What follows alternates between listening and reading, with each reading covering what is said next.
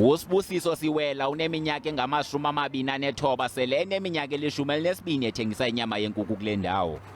Ngenxa yentswelangqesho kuye kwanyanzeleka ukuba uSibusiso athengise le nyama ukuze akwazi ukuncedisa endlini njengoko kujongwe kuye. Sukusela 2010 siyivulile le chicken dust, sizama imisebenzi singatholi imisebenzi. Sazama ukuthi sivule lana ukuthi sitokhona sithole isinkwa sokudla nathi. Abanye baba bathengisi sele beqhube lo msebenzi into engaphezulu kwama-30 eminyaka. Ngoko ke bathi umasipala makabanike ndawo imbi abazokuthengisela kuyo.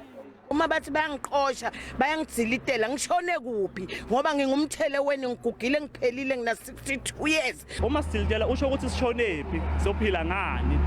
Umasipala waseMbombela ungqinile ukuba linyaniso lokuba lo masipala uzikhuphile izaziso zokufudusa aba bathengisi. Bantu bakithi siyafuna ukuthi bakuphilise, bathengise ukuze bakwadi ukondla imindeni. Kepha ke abakwende lokhu ngekuhleleka nangenhlanteko. Kungekudala kuzokuhlala inhlanganiso phakathi kwalo masipala nabo bashishina ezitalatweni.